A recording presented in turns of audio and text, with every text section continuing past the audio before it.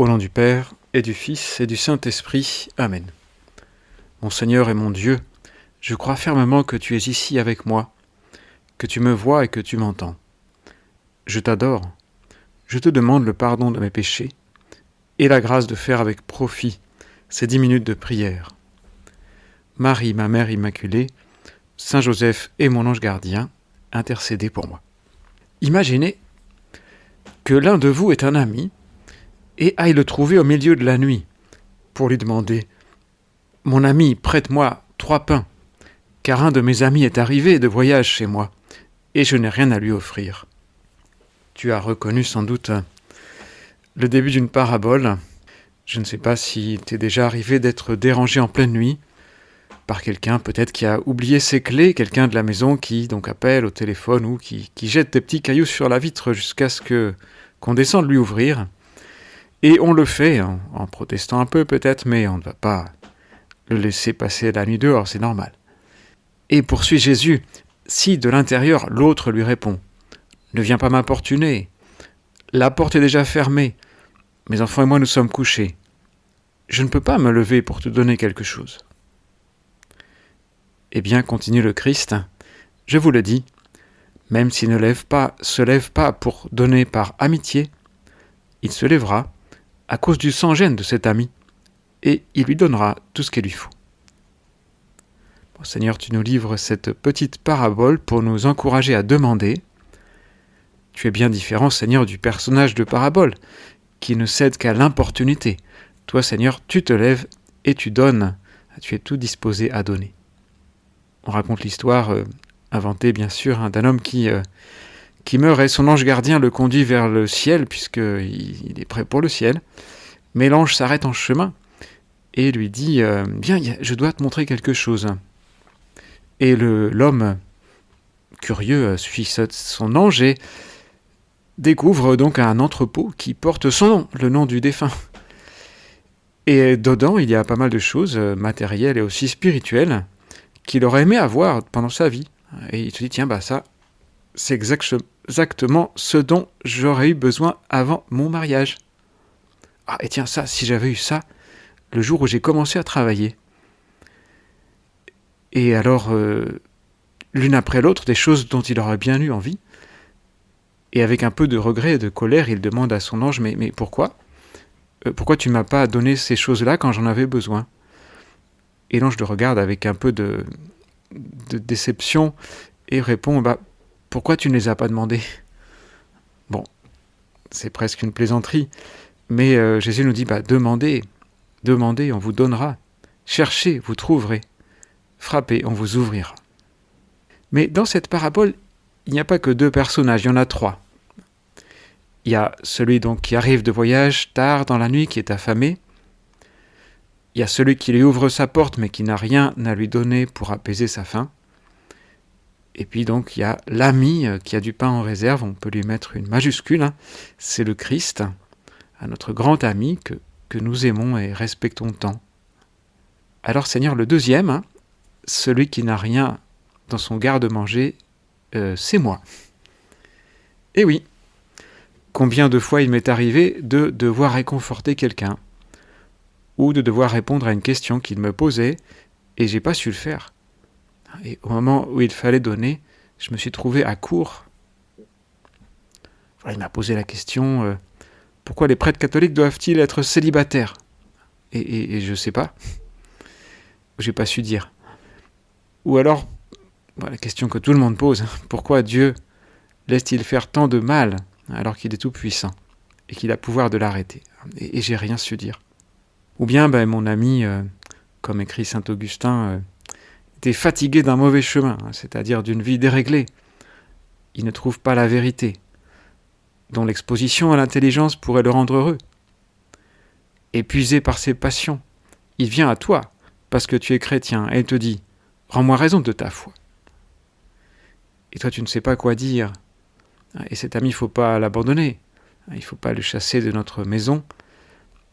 Il faut donc, nous dit cette parabole, s'adresser au Seigneur lui-même, frapper à la porte de la demeure de Dieu, où Dieu repose avec sa famille, avec la Trinité, les saints.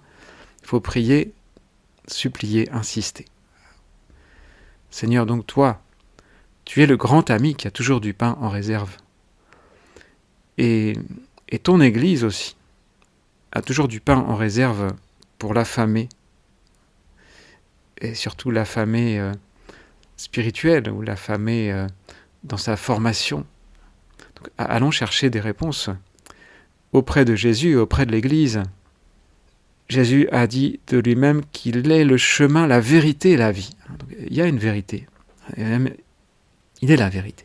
L'Écriture dit aussi de l'Esprit Saint qu'il est l'Esprit de vérité. Donc, il y a de la lumière dans la révélation divine. Il y a de la clarté dans l'enseignement de Jésus aux foules, lisons bien l'Évangile, et à ses apôtres en particulier. Jean-Paul II a écrit une magnifique lettre encyclique qu'il avait intitulée « La splendeur de la vérité ». Parce que tout homme cherche cela. Benoît XVI avait pour devise « coopérateur de la vérité ». Tout homme cherche la vérité. Et particulièrement la vérité sur Dieu. Qui est Dieu? Et la vérité sur l'homme lui-même. Qui suis-je? Que dois-je faire pour être un homme ou une femme authentique? Qui suis-je au juste dans la création, dans le monde? Et si nous n'avons pas su répondre à certaines questions, ou si nous avons un doute à l'intérieur de nous-mêmes sur une question de foi ou de morale, ne laissons pas ça pour plus tard. Ne nous disons pas, il y a diverses opinions. Sur beaucoup de sujets, il y a diverses opinions, mais sur les questions de foi et de morale, il y a aussi beaucoup de clarté. Puis il y a des choses qui sont pas d'opinion. Alors il y a des réponses dans le catéchisme de l'Église catholique. J'espère que nous l'avons tous à la maison. On peut même l'avoir en numérique. Le catéchisme qui contient l'ensemble de la foi de l'Église. Il y a des réponses aussi dans ce que nous appelons le magistère, c'est-à-dire l'ensemble des enseignements officiels de l'Église et des papes. Et Seigneur, tu as apporté beaucoup de clarté. Donne-moi de savoir en profiter pour pouvoir à mon tour aider les autres à comprendre. Aide-moi, Seigneur, à répondre à mon ami qui arrive de voyage dans un monde compliqué et qui me demande du pain pour son intelligence et pour son âme. Seigneur, peut-être suis-je moi-même, peut-être es-tu toi-même, cher auditeur, auditrice, catéchiste ou formateur, formatrice, et tu as grand besoin de formation. Il faut aller vers le grand ami. Peut-être, Seigneur, moi-même, je dois accepter la foi de manière active. Il arrive qu'on ait accepté la foi positivement, mais sans s'engager, sans s'approprier la foi. Alors, que je la travaille, ma foi. Et ne nous lassons pas d'aller vers le Christ. D'ailleurs, c'est pour ça que tu écoutes ces 10 minutes avec Jésus. C'est parce que tu ne te lasses pas d'aller vers le Christ, d'aller vers le grand ami qui a toujours du pain en réserve. D'ailleurs, la parabole, dans un petit détail, dit qu'on y va de nuit vers cet ami. Ça ne veut pas dire qu'il faut attendre la nuit pour prier, mais la nuit, c'est le silence. Donc, dans le silence intérieur de la prière, on obtient des clartés. Aussi dans le silence de l'étude, tranquille, du catéchisme, de la foi, on obtient des clartés qui nous feront repartir de bon cœur vers une vie très active, tant mieux, parfois compliquée. Mais c'est la vie que le Seigneur nous donne.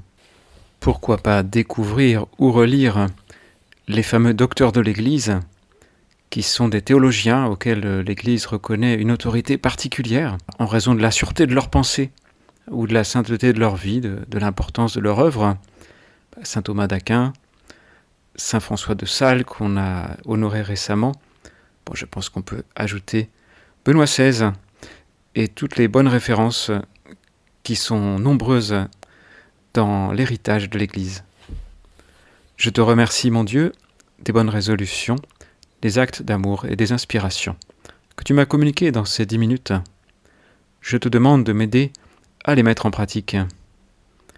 Marie, ma mère immaculée, Saint Joseph et mon ange gardien, intercédez pour moi.